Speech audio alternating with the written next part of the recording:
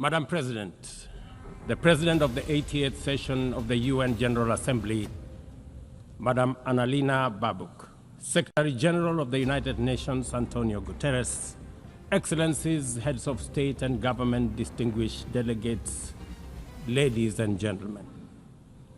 I congratulate you, Madam President, on your election to preside over the 80th session of the UN General Assembly. Madam President, you can count on Kenya's full support throughout your tenure as you steer the Assembly into the future. Ladies and gentlemen, 8 years ago, in the aftermath of the unprecedented global destruction and devastating war, the international community came together in hope. They created this organization, the United Nations, as a shield against the horrors of war, as a platform for dialogue, and as a bridge to a better, fairer, more secure global community. What is often forgotten or not mentioned today is that the United Nations grew out of the failure of the League of Nations that existed between 1919 and 1945. The League of Nations did not collapse for lack of good intentions or noble objectives.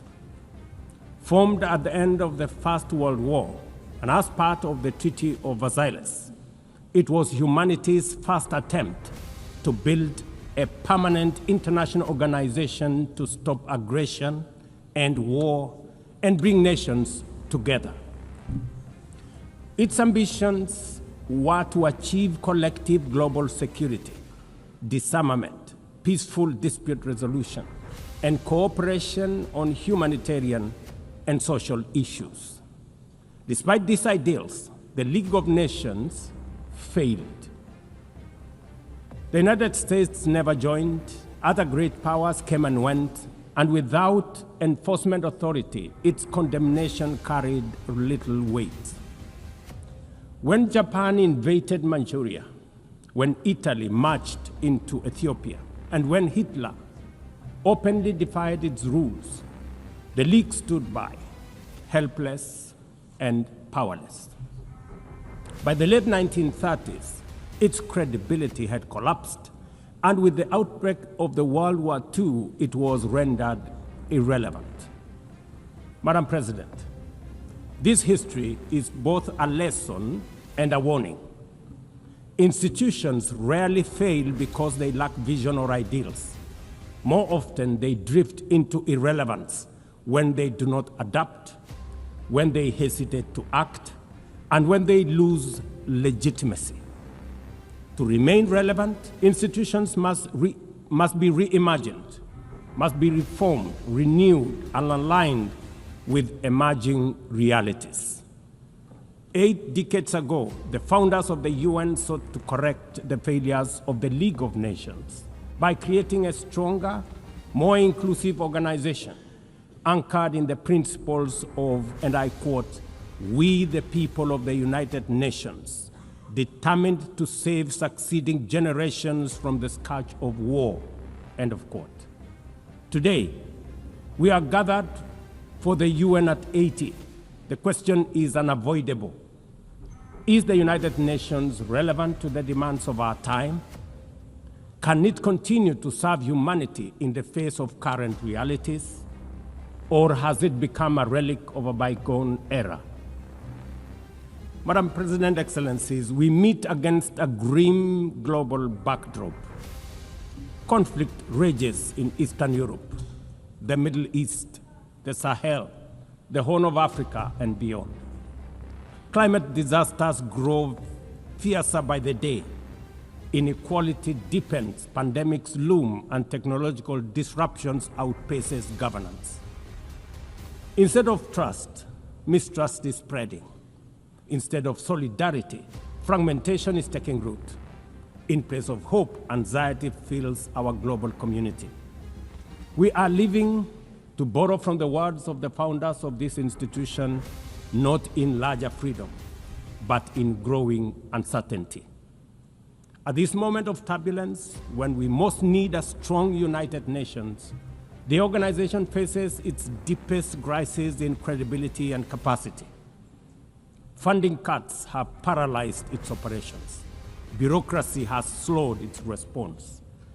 The Security Council remains frozen in the post-war structures of 1945, unable to act inclusively, with fairness, and with speed. Ladies and gentlemen, I can, however, state with absolute conviction that the United Nations has been one of humanity's greatest achievements.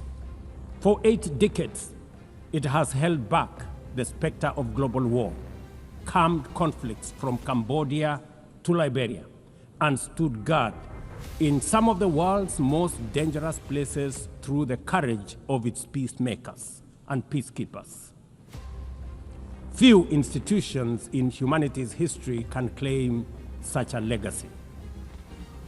The United Nations has stood at the front lines of humanitarian crisis, from famine relief in the Horn of Africa to emergency shelter for millions of Syrian and Ukrainian refugees.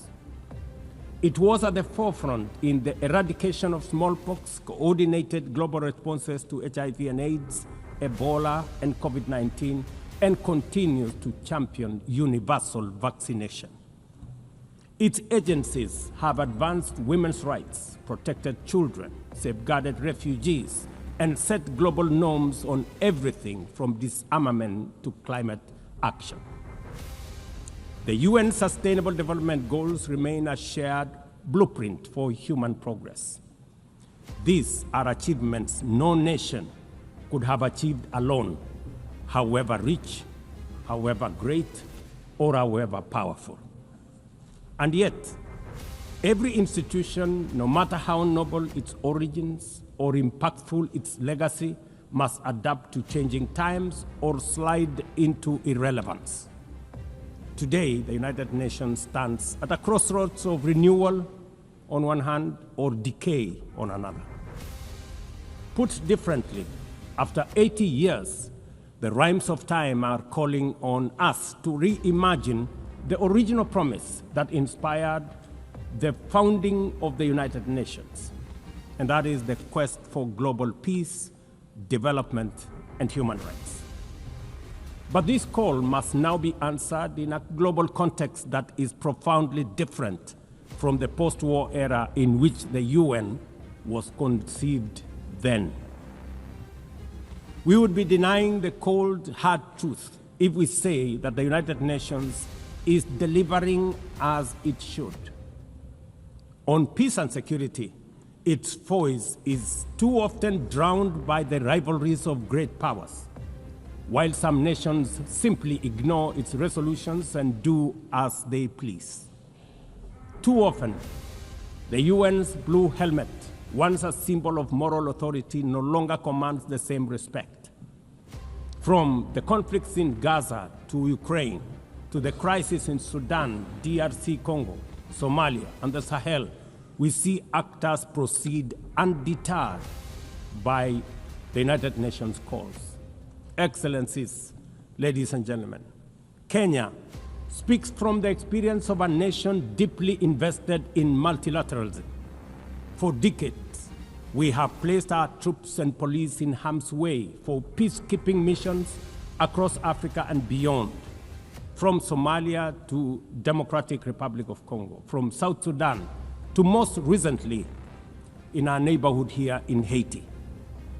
Over the past 15 months, we are proud to have led the multinational security support mission in Haiti, not because it has been easy, but because solidarity is the essence of the United Nations.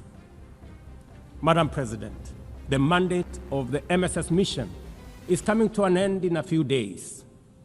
As the lead nation, allow me to briefly share our experiences, the successes and the challenges, as both a cautionary tale and a living lesson about the strengths and weaknesses of the current global security governance architecture. For far too long, the people of Haiti called out to the world. Too often, their pleas were met with silence, hesitation, or half measures. Haiti became a tragic reminder of what happens when the international community looks away, prevaricates, or offers half-hearted support. When Kenya responded to the quest for the Haitian authorities, it was in the belief that we were joining a genuinely multinational effort. We welcomed and fully embraced Resolution 2699, by which the United Nations Security Council authorized the MSS with Kenya as the lead nation. Drawing on our decades of peace support operations, we stepped forward, stepped up, and deployed our officers to confront the rampant menace of gang violence in Port-au-Prince and its environs. Madam President, ladies and gentlemen, the mission has operated in a volatile environment under enormous constraints. It has been underfunded, under-equipped, and operated below 40% of its authorized personnel strength. Our police officers have valiantly shouldered responsibilities without the full logistical support that would accompany any mission sanctioned by the United Nations. Despite these challenges, and against all odds, the MSS has delivered results many thought were impossible. The presidential palace, once under siege from gangs, is today restored as the seat of government. The police headquarters and the police training center, once overrun by gangs, are now secure, with the academy resuming the training of new police officers, over 700 of whom graduated a few months ago. Schools that have been shattered by violence have reopened, with children back in class, learning and progressing. Roads once manned or blocked by gangs have now free-flowing traffic. Cases of kidnapping and extortion have reduced sharply. The airport and the seaport, once surrounded by gangs, are now abuzz with normal operations. Which begs the question, if so much could be achieved with limited resources and stretched personnel within just 15 months, what more could have been accomplished if the United Nations fraternity had truly acted together in solidarity with the people of Haiti? From this podium, I wish to assure all partners and actors that with the right personnel, adequate resources, appropriate equipment, and necessary logistics, Haiti's security can be restored.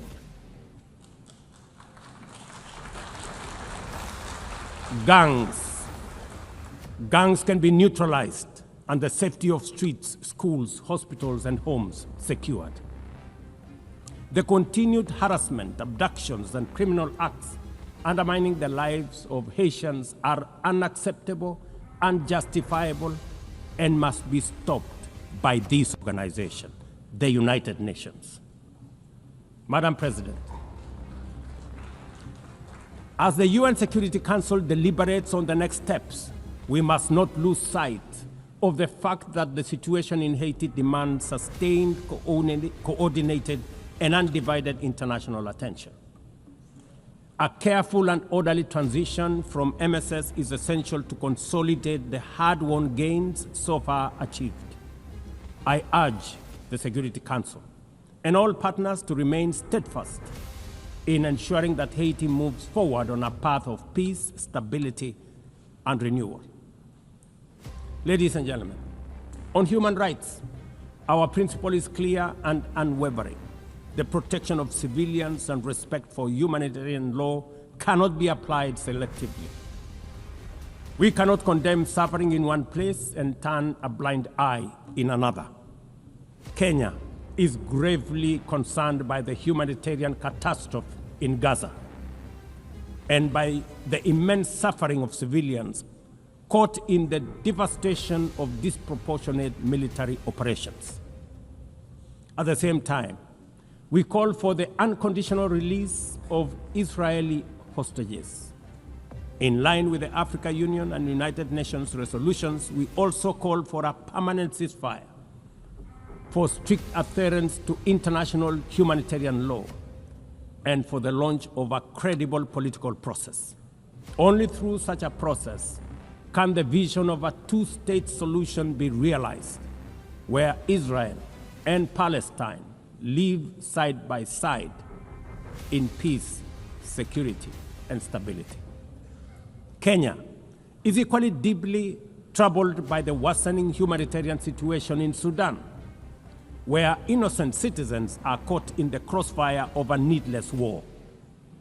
We fully endorse the Quad, comprising Egypt, Saudi Arabia, the United Arab Emirates, and the United States, in affirming that there cannot be a military solution and that only political dialogue offers a viable path forward.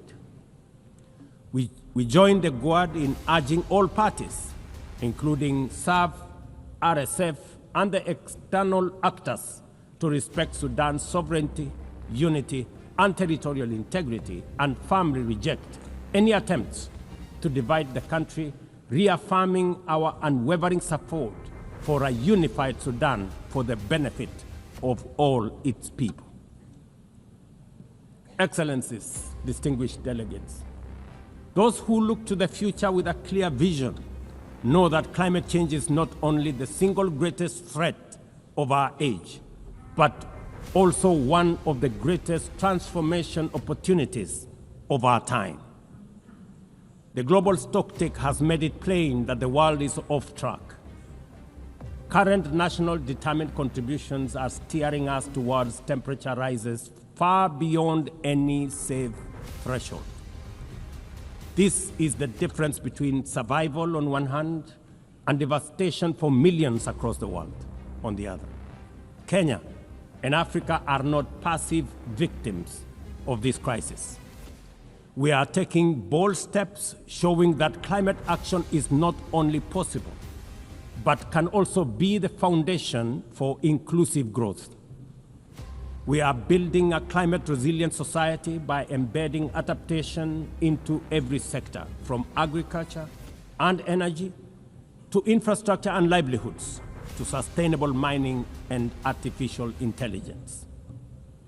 This ambition is visible on the ground.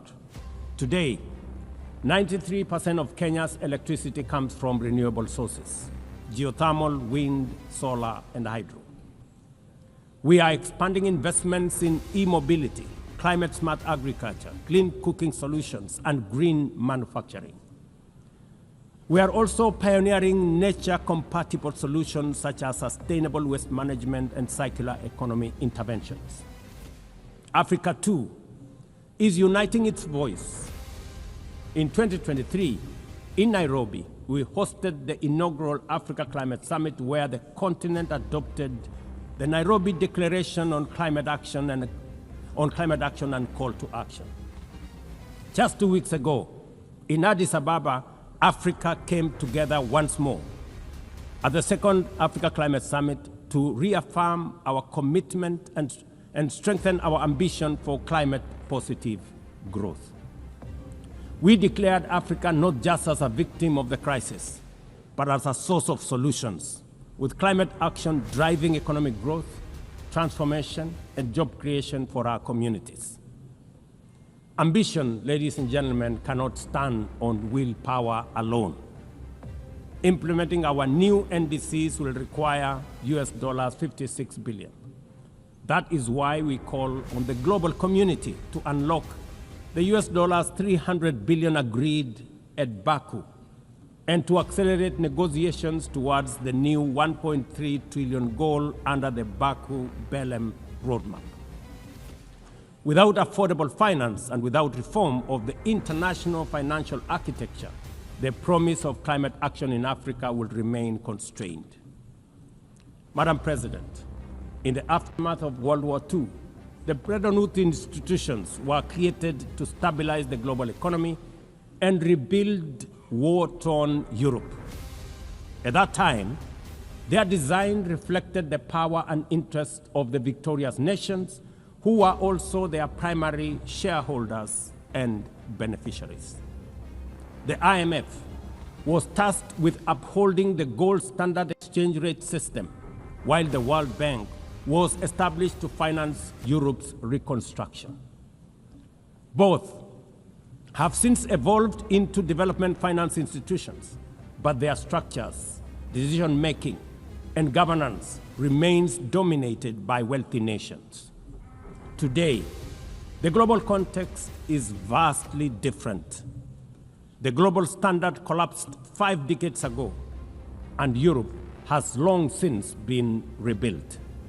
Yet, the governance of these institutions has not kept pace with needs of a multipolar world, especially the needs of poor and developing nations. The mismatch between shareholders and stakeholders has become starkly visible. For instance, during the IMF's recent allocation of special drawing rights, 64% went to wealthy nations. Just imagine, 64%. With little need for liquidity support. They didn't need the money anyway, but they got 64%. While the poorer countries received just 2.4%. What a disconnect. The imbalance highlights how the very institutions meant to safeguard global finance stability often perpetuate inequality and instability. I have argued, and I say it again, that the current global financial architecture punishes poor countries with high interest rates and enormous conditionalities, while rewarding rich nations with lower interest rates and softer lending rates. Its rules, priorities, and allocation mechanisms consistently favor those already prosperous, while trapping vulnerable economies in cycles of debt, high borrowing costs, and inadequate access to emergency support and concessional funding. It is imperative to transform these institutions into genuinely independent, apolitical global bodies that their operations are aligned with their global mandate. Such a shift would democratize decision-making, restore credibility, and allow the IMF and the World Bank to serve all countries fairly rather than reinforcing old hierarchies. But Africa is not merely waiting for external prescriptions. We are taking bold and deliberate steps to strengthen our financial independence, safeguard our stability, and accelerate our development. Kenya, for instance, fully endorses the establishment of the Alliance of African Multilateral Financial Institutions, launched with the Africa Union in February 2024. This alliance brings together our homegrown banks, Afrexim Bank, the Africa Finance Corporation, the Trade and Development Bank, Shelter Africa Re, Africa Development Bank, Africa Trade and Investment Development Insurance, and ZEPRI, institutions that embody Africa's determination to mobilize resources, finance trade, and build resilience on our own terms. At the same time, the Africa Union is championing 3 transformative institutions: the Africa Central Bank, which will issue a single currency and free our trade from dependence on foreign money; the Africa Monetary Fund, positioned to stabilize our economies and give us true financial sovereignty; and the Africa Investment Bank, designed to mobilize resources for infrastructure, industrialization, and integration that Africa needs to rise. And to complete this vision, the Africa Credit Rating Agency, one that understands our realities, values our uniqueness, and tells our story with fairness and truth, has already been established. Excellencies, as we mark the 80th anniversary of the United Nations, Africa also marks 20 years since the Ezulwini Consensus and the Sirte Declaration, the 2 historic milestones that establishes the common African position on UN Security Council reforms. For 2 decades, Africa has spoken in one voice, demanding justice, equity, and representation in the highest organ of global governance. This demand, however, continues to be ignored deferred, or endlessly debated to the detriment of both Africa and the legitimacy of the United Nations itself. You cannot claim to be the United Nations while disregarding the voice of 54 nations. It is not possible. Africa is no longer willing to wait on the margins of global governance while decisions about peace, security, and development are made without our understanding, without our perspectives, and without our voice. Africa's exclusion is not only unacceptable, unfair, and grossly unjust, it also undermines the very credibility of the United Nations, this organization. Africa dominates most of the Security Council agenda, provides some of the largest contingents of UN peacekeeping forces, and bears the heaviest costs of instability. Yet we remain the only continent without a permanent seat at the main table where decisions about our destiny are made. Africa deserves, ladies and gentlemen, at the very least, 2 permanent seats with full rights, including the right to veto, and 2 additional non-permanent seats on the United Nations Security Council. The world must understand that reforming the Security Council is not a favor to Africa or to anybody. It is a necessity for the United Nations' own survival. If the United Nations is to remain relevant in this century, it must reflect today's realities, not the post-war power arrangements of 1945. Madam President, despite the stated and evident weaknesses of the United Nations, it still remains humanity's best chance at global solidarity. No other institution has the universal legitimacy or convening power of the UN. From coordinating humanitarian relief in times of war and disaster, to mobilizing the global response to COVID-19, to driving consensus on climate change through the Paris Agreement, the UN has consistently shown that the world can achieve together what no nation can accomplish on its own, however mighty or great or powerful. As Dag Hammarskjöld, the UN's Second Secretary General, once observed, and I quote, "The United Nations was not created to take humanity to heaven, but to save it from hell." End of quote. That mission is as urgent today as it was 8 decades ago. At a time when conflicts are multiplying, when climate change threatens every economy, and when inequality is widening, the need for a functioning, credible, effective, and a multilateral system has never been greater. It is through the UN that nations have pooled resources to vaccinate billions of children, to protect refugees from through the work of the UNHCR, and to keep the peace in more than 70 missions across the world. Without the UN, these achievements, modest though they may sometimes seem, would not have been possible. That is why we must resist the temptation to give up on the UN or abandon it. We must make it fit for purpose, reform its structures, strengthen its mandate, and ensure its decisions reflect today's realities rather than the geopolitical map of a bygone era.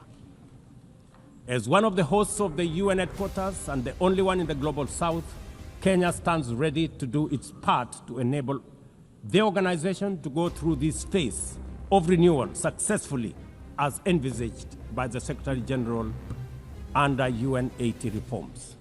In conclusion, Madam President, ladies and gentlemen, the 80th anniversary of the United Nations must be more than a commemoration. It must be a turning point for the organization.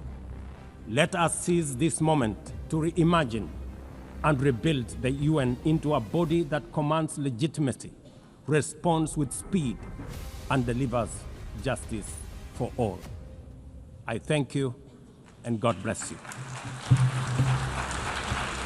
On behalf of the Assembly, I wish to thank the President of the Republic of Kenya and Commander-in-Chief of the Defense Forces.